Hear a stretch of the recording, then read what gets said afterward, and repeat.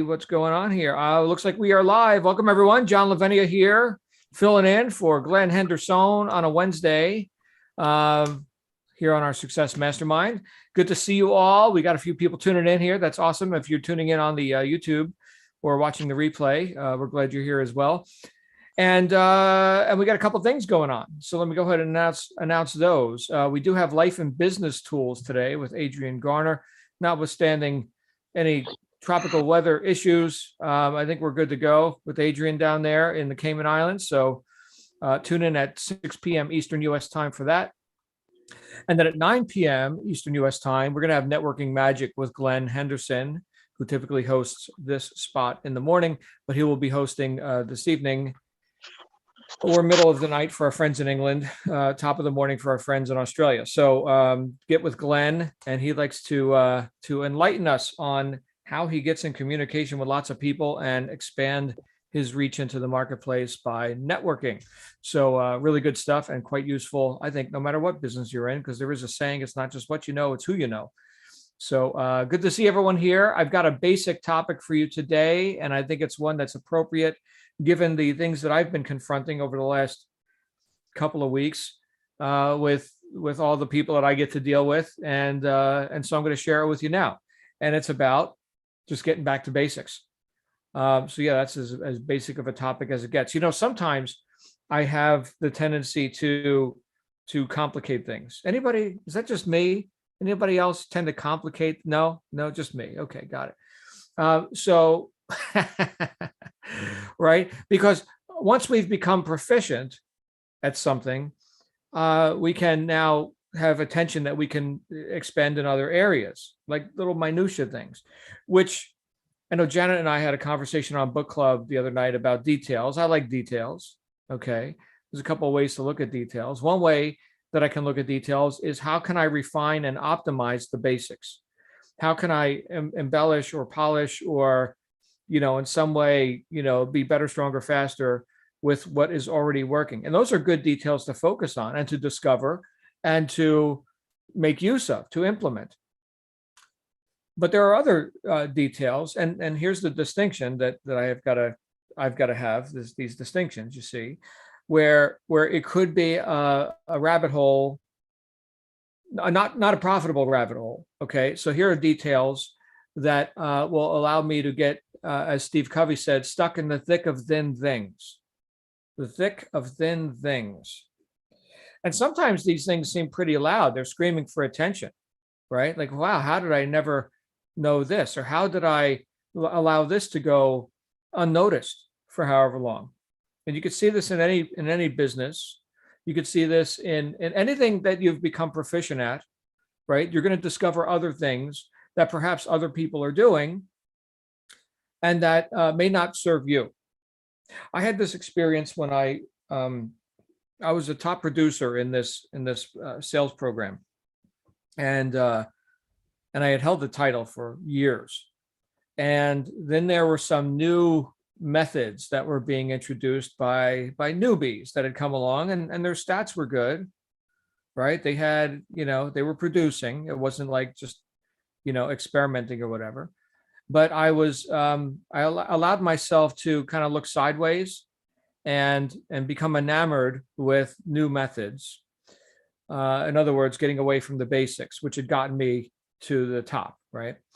And I wound up engaging in some new methods while forsaking. Here's the downfall, right? While forsaking the basics,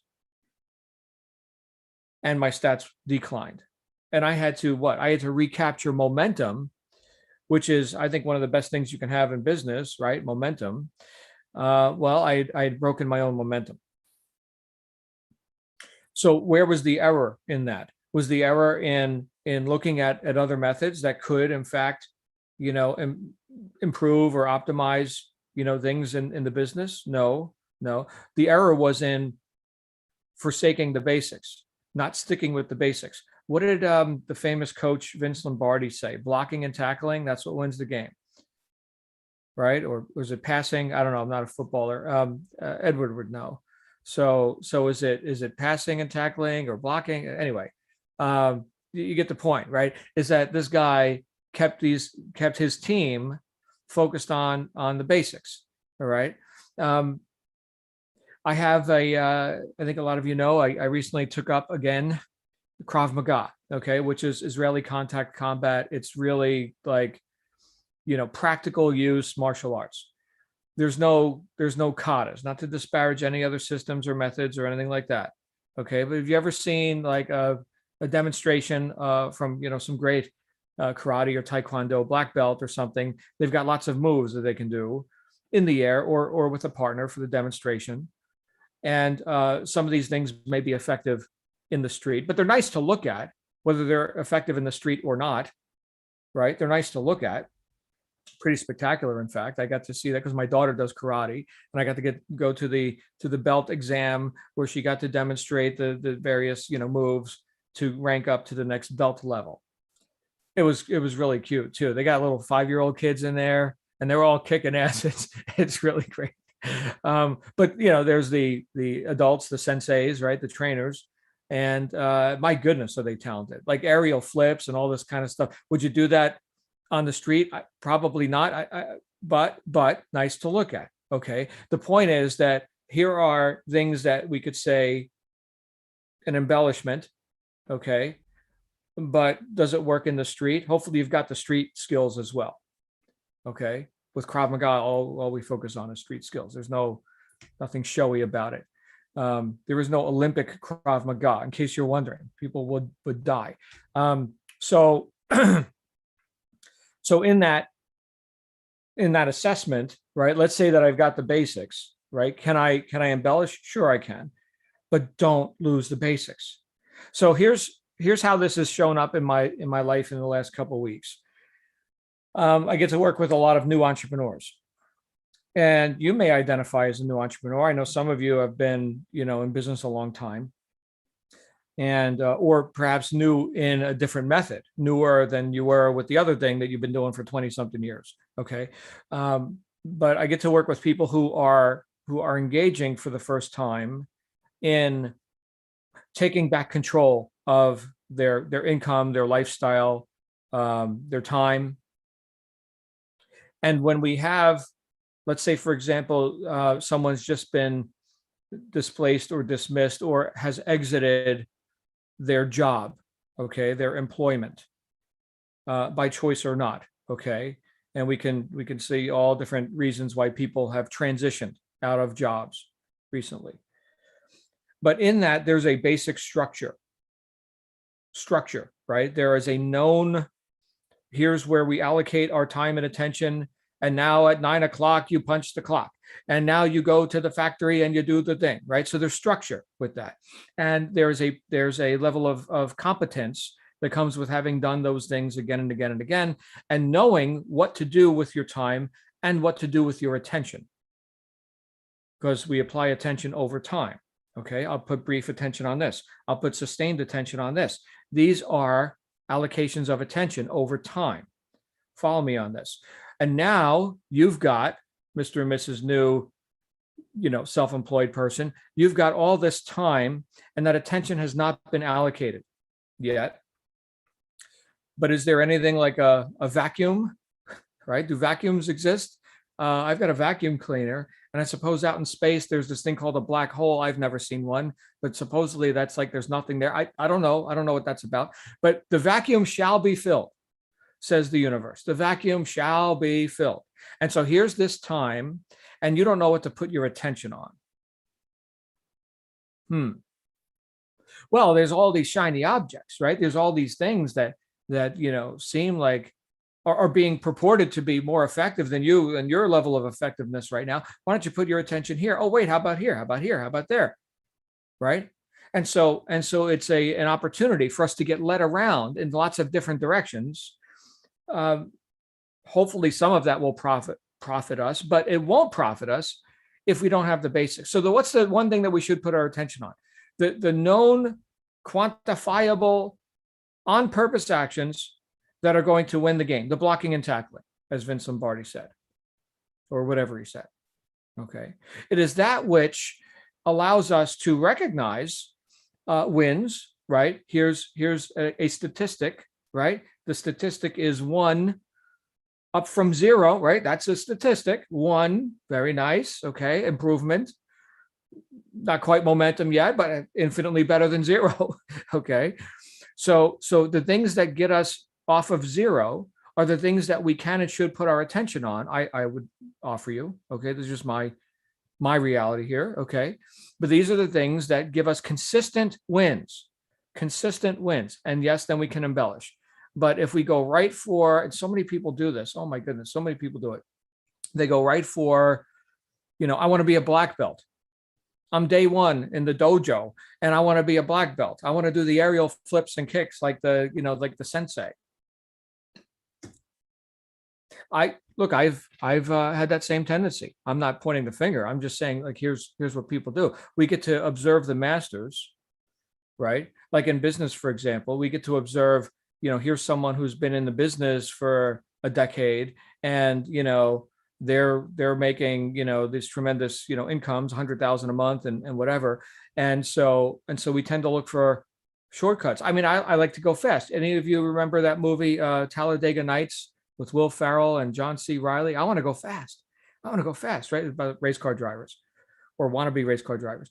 And so, yeah, I want to go fast. But at what expense?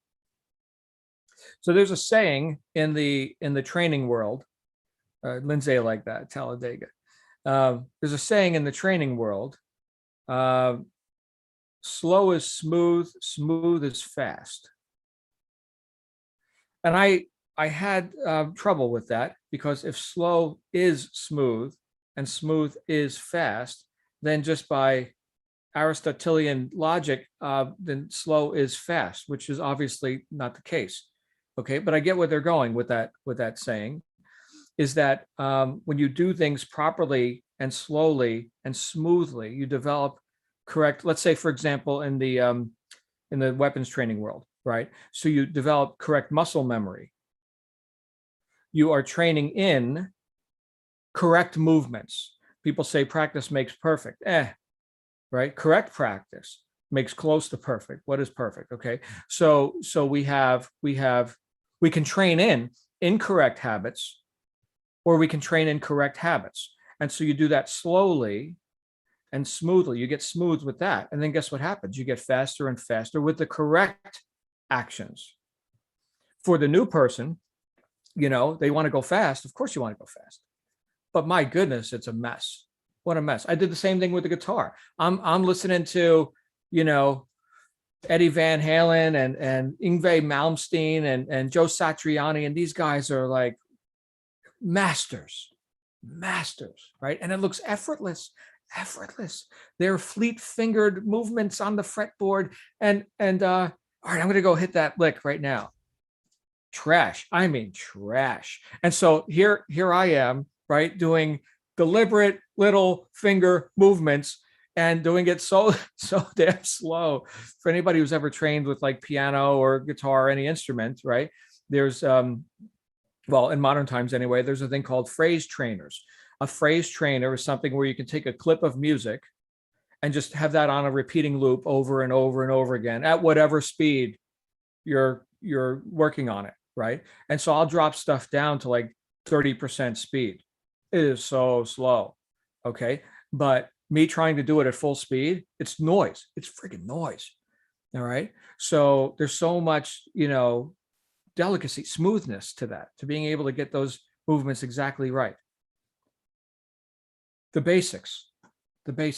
At whatever pace you're at right now, I would rather have a win at 30% speed than have loss after loss after loss at full speed. Does that make sense? Sure, the demonstration, the person who's making 100,000 a month in the same business that you're in, or the guy who can play the guitar beautifully, at 240 beats per minute, and you're at 40, right? Okay, I get it. It's sexy. That's seductive. Yeah, that's the carrot. Okay, but you got to walk to get the carrot, right? You don't just leap tall buildings in a single bound. This is what I gotta sometimes drill into people's heads, and including my own, because what's the opposite of having those wins by applying the basics? The opposite is discouragement. Discouragement, right? And now we're stuck in the thick of thin things. Now, why isn't this working for me? That doesn't sound fun. And yet so many people opt for it. I say opt for it because once we know what the alternative is, now we've got a choice. If you're just stuck in the thick of it, it may seem like you're a victim or something, which is terribly convenient, right? We get a lot of agreement on that. We're all victims and I can't, and you stopped me, and I don't know, whatever the story is about that. But what does that say about us? I am not cause. I am not cause. I am effect. I can't, and it's your fault. or what's the other one, Lindsay? Like in the biz op world, right? Oh, it's a scam. It's a scam, right? Because they can't do what the master did yet. Okay, does that mean it's a scam? Look, anything can work, right? So no matter what we're engaged in, golf, right? Business, guitar, anything could work.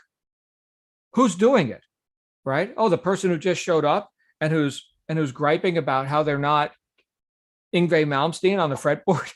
Okay. For those who don't know, Yngwie Malmsteen is one of the greats. Guitar. He even did a whole symphony. He arranged, it was the Tokyo Symphony Orchestra. This happened 2 decades ago or something. And he wrote an entire symphony for orchestra with guitar accompaniment. So here's the entire orchestra doing the symphony that he wrote with solos from the electric guitar guy. Unbelievable. You might be able to find it on YouTube. If you like classical plus electric, like rock guitar, there you go. But see the tendency to blame, right? If I can't, then it must be because of something else. All right. I would say let's stick with the basics. Let's get some wins, and let's realize that we can. And now I'm cause again, and not at the level of mastery yet. Okay, but keep showing up. Watch what's going to happen.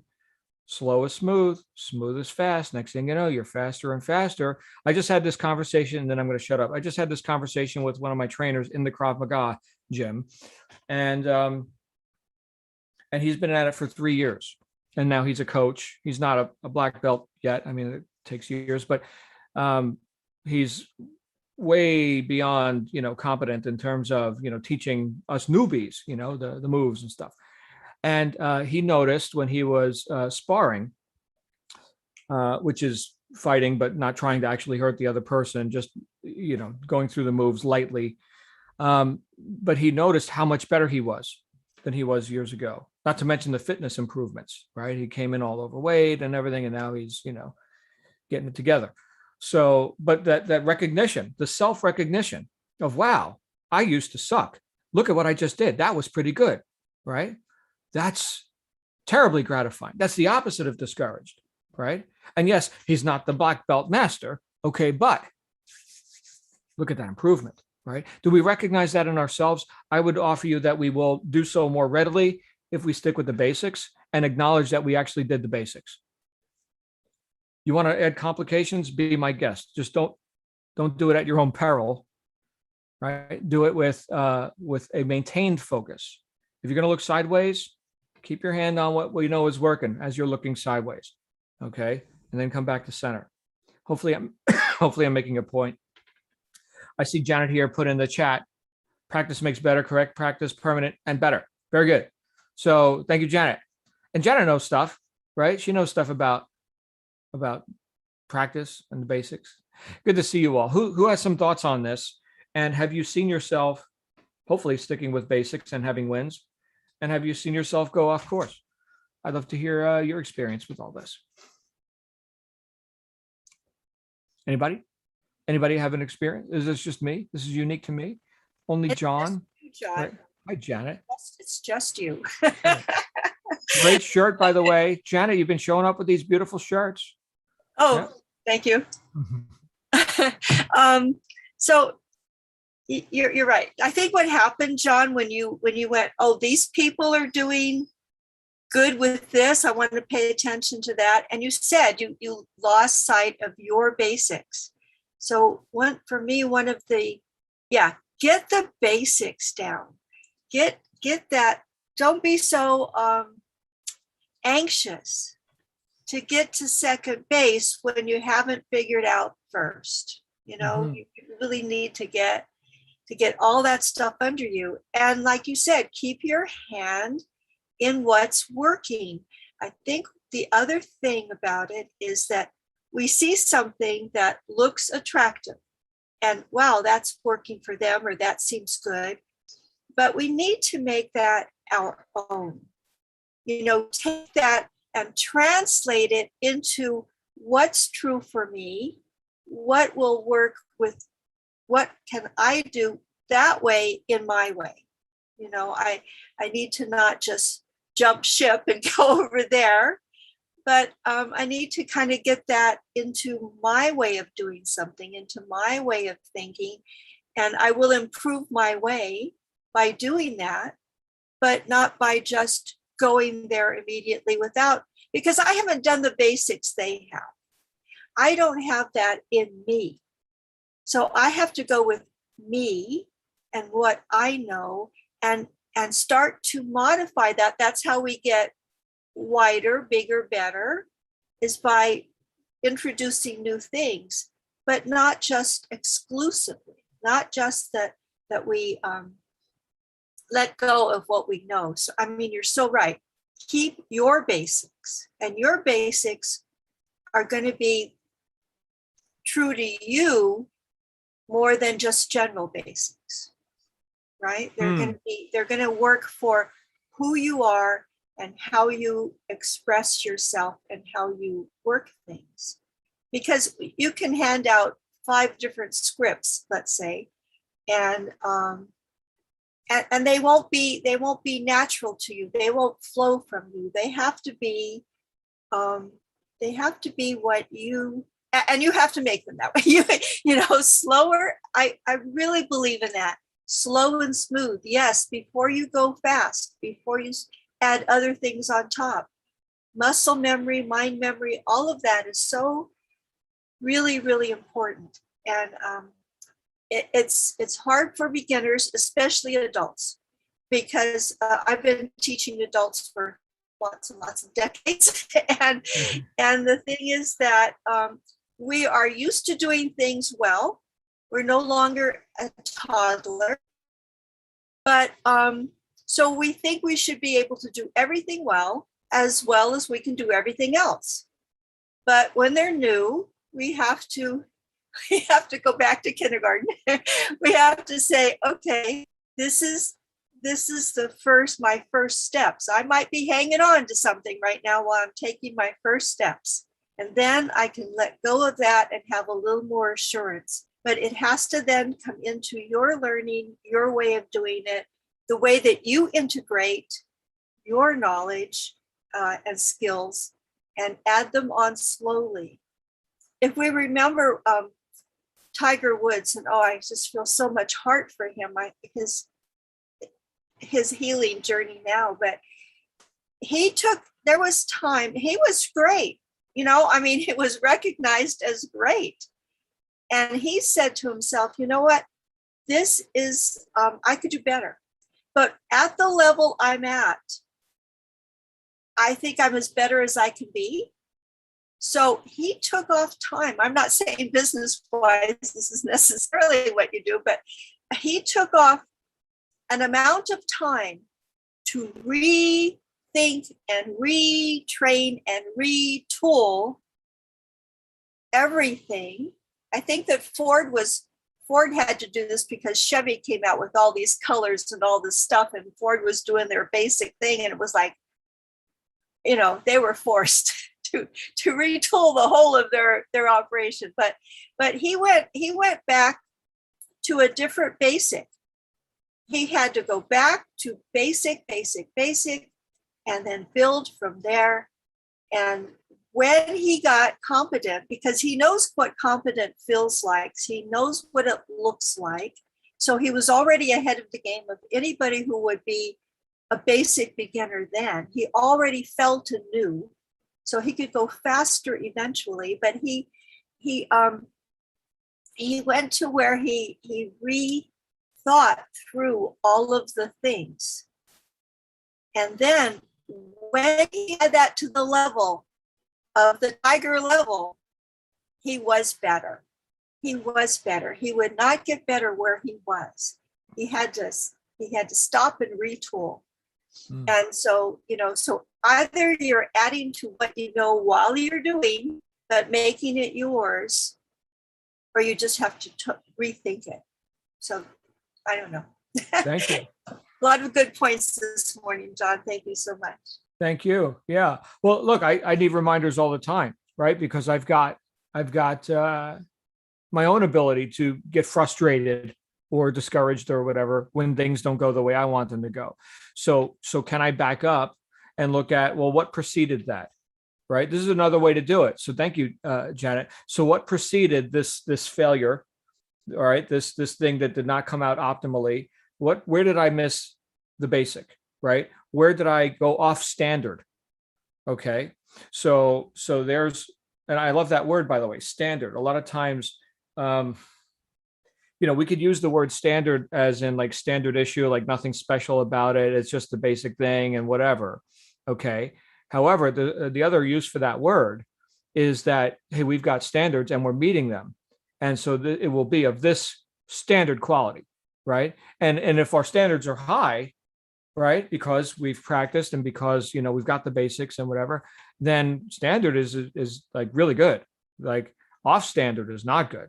Right now we're getting all wacky and we're changing the deal and, screwing with the system. Oh boy, no, stick with the standards. Right. So, and I've seen that plenty of times. Right. Yeah, you're muted, Janet. I see you making motions here.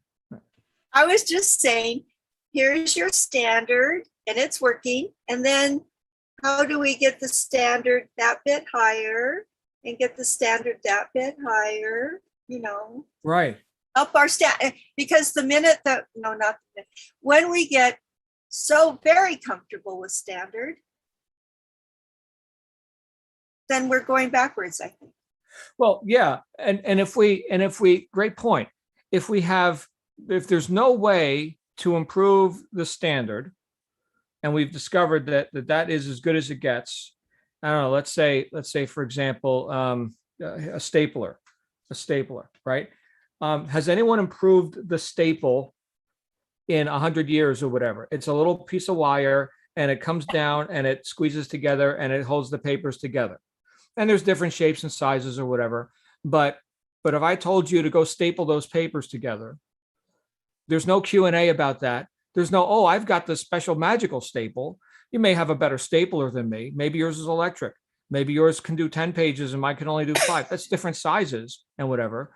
But we're talking about a piece of wire piercing through multiple pieces of paper, curling under them. That's stapled. That's the standard. Try to improve on that. And if you can, good luck. But that's the standard.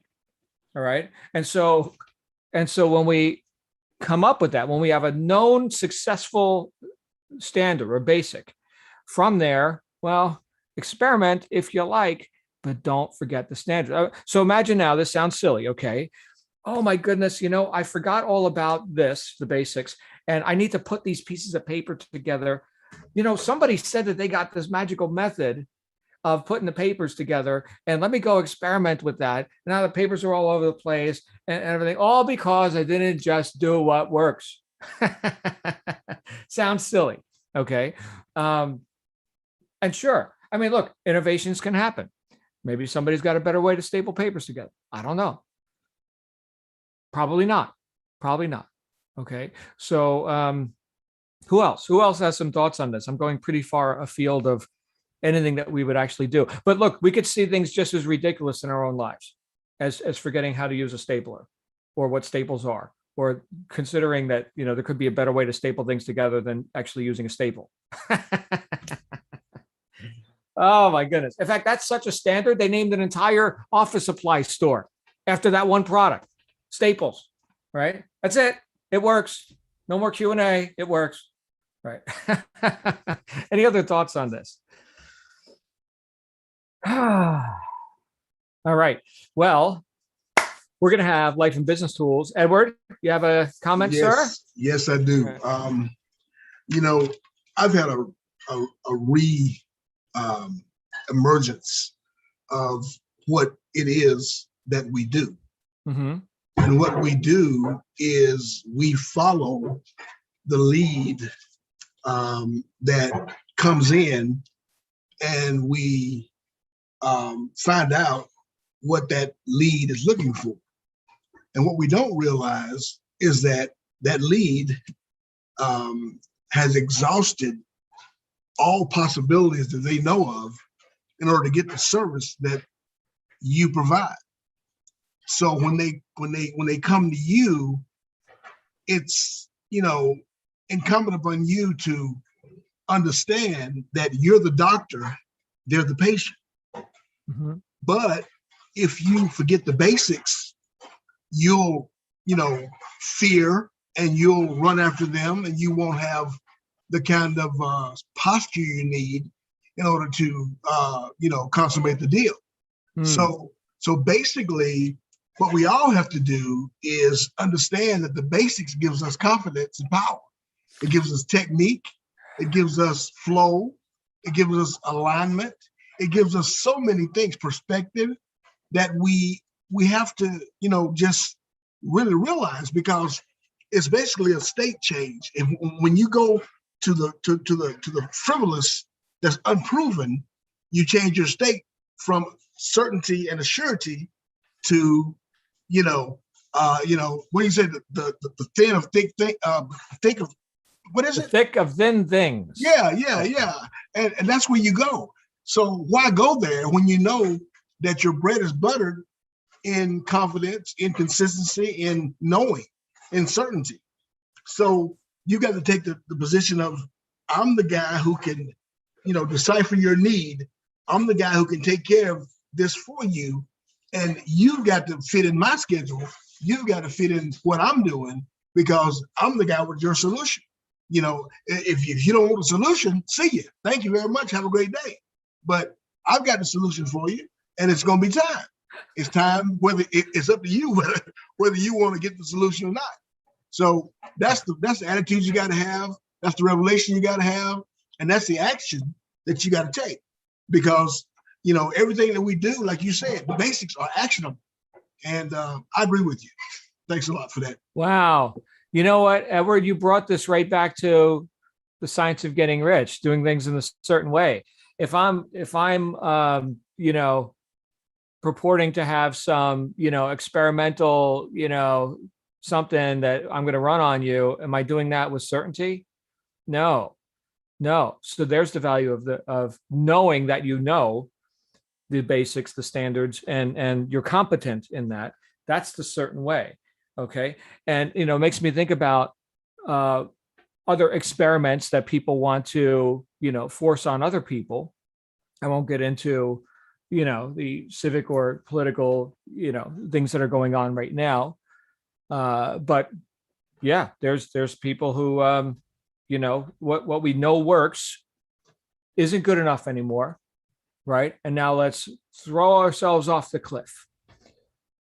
Okay. Well, there's a lot of people who kind of like, things as, as workable, as known to work with certainty. This is on a micro sense. What Edward just said is so powerful in like the sales world. Here's Edward with his potential client, but we also see it on the macro sense, right? We can see the same thing in society, right? Where we know this works. Say, for example, just the mores of society, right? What is known to be, good and right, moral, right? Mores, right? So it's a basic known moral truism that I shouldn't murder people. Okay. There's no Q&A about that, right? Murder, not good. Don't murder. Okay. Very good. That's a basic standard kind of a thing. I'm giving you an extreme example because to then forget those basics, wow, we're going really, really off course here, So it's just think of it on a bigger level. Society wouldn't work if we didn't have mores, right? Those standards, Anyway, Virginia, you've got your hand up. Let's cool it off a little bit. Let's talk about cookies or something. I'm talking about murder and all this. Okay, well, we'll try to. I'm going to talk about Harleys and the devil. Oh my goodness! one and Here the we go. same. Sign me up, damn it. I want to follow up on what Edward had to say, because I think you just absolutely yes that position that we have to take. So I used to actually work with Boulder Harley Davidson years and years and years ago. I used to ride, and that's another story. One of the best salesmen in the store would walk up to the potential customer who had just come into the store and say, "Hi, are you ready to buy a bike today?" That was it. "My name's John," and which was his name. "Are you buying a bike today?" "No, I'm just here to look around." "Okay, here's my card. I'll be on the floor if you need me." That was it. He sold more bikes than anybody. "Are you buying today?" That's what he wanted to know. Okay. My real point was, I just recently listened to, many of you may know, evangelist, world minister Joyce Meyer, who's like 80 some years old now, has been preaching around the world for 45 years. And now that she's here on the backside of life and still preaching, she is reflecting on her 45 years of ministry and everything. And she said one thing that she learned is that she had to be confident in her message. Maybe she wasn't always sure. She was preparing for a weekend event or something, what her message was going to be. And then, she would work on it and get it, but she had to be confident, because if she wasn't confident in her message, the devil, let's just say negativity, would come in. If she saw people getting up in the room and walking out, maybe they're going to the bathroom or whatever, the negativity was like, oh, they don't like what I'm saying. They don't like what I'm delivering. If she felt that it wasn't well attended. So she has to tell herself, I have to remember that I am there giving a message that a lot of people need. And I cannot be offended if some people get up and walk out. I cannot worry if, there's not as many people on there. I just have to deliver my message and move on from there, and do it in a confident way, or else I'm going to lose credibility. It's going to show that I'm not confident in my message. And then, it's just going to go downhill from there. So to remain confident and to remain not letting those outside factors sway you or influencing you from, like Ed would say, I've got your solution to the, spiritual problem or whatever you're feeling now in her realm. But I really took that to heart. And it's funny, and that was just a couple of days ago. I listened to one of her podcasts that Edward brings that up today, of how you have to say, yes, I'm the one with the answer to the problem you have. Are you ready to address this problem? Do you want to move forward on there? So I don't know, just kind of try to tie that all in. And I came late to the party today. I apologize. But well, you're here now. I'm here now. I did not know that you rode.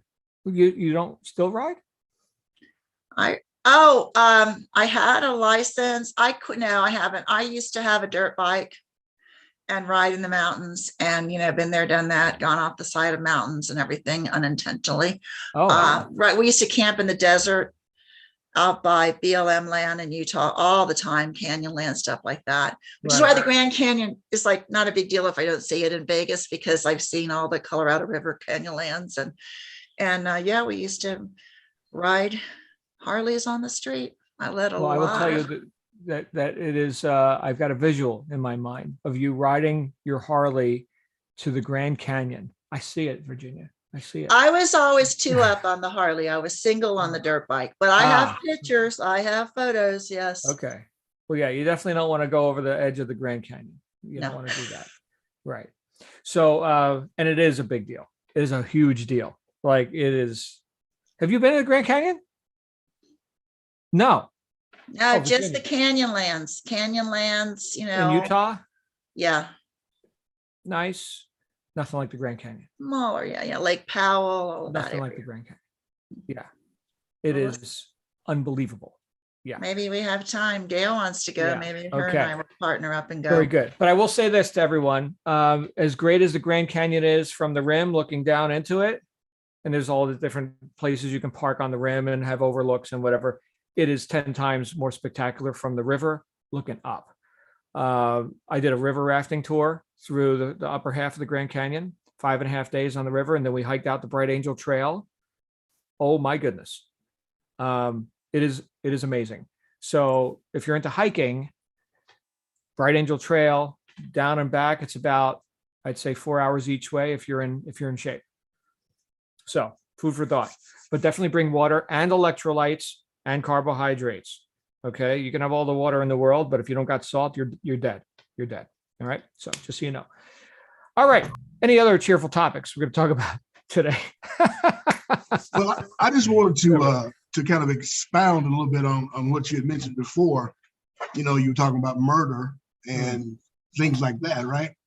And when we know what we should do, but yet we perpetrate the fraud of doing what we know we shouldn't do, which is our history in this country, you know, standards that have been set by some people have not benefited, you know, most people, you know. So what you have to do is realize that, yes, you know, we know what the basics are and what the truth is, but the problem that a lot of us have is we don't want to acknowledge what the truth is. We want to live the lie and continue to live the lie. So that right there is one of the things that I would say that you know, is a part of being, you know, going to the basics. You know, the basics have to do with, you know, love and honor and cherishing and uprightness and forthrightness and independence and love and, you know, all these things, family values and Christianity and whatever the case may be, whatever your belief may be.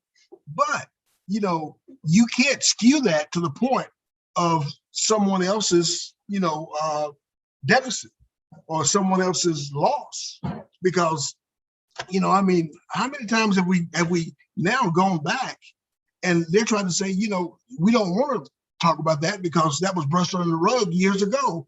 Why bring it back up? And it's like, really?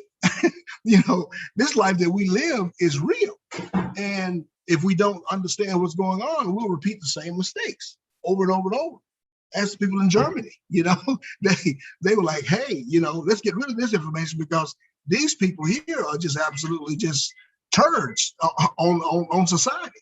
So what we got to understand is that there's some people that even in America, in a great country like this, they are the excrement of this society. And we've got to do something to make sure that that excrement is scraped up off the sidewalk, you know, because it's not good. You know, I hear you. I hear you. Well, you're bringing up principles, standards, basics, right? Things like morals. I used the example, an extreme one of murder, right? What if we got off of that standard, right? And look, there are segments of society who don't have that standard, right? How many shootings, you know, per week in Chicago or whatever, right? What the hell's going on here? Right. So we're off the basics, right? Society can't work like that. So I know that we could take this in lots of different directions, Edward. Sure. And recognizing when we're not adhering to principles like truth, love, honesty. What was the old Superman motto? Truth, justice, and the American way, right? Yeah, okay. That's what it was. Well, that would be good to remember. Anyway, thank you guys. I will see you all back here real soon. I love you. Thank you for being a part of this conversation. Tune in today at 6 p.m. Eastern U.S. time with Adrian Garner for Life and Business Tools. That guy knows stuff. Oh my goodness, he does. And then we'll be back here tonight at 9 p.m. Eastern with Mr. Glenn Henderson for some network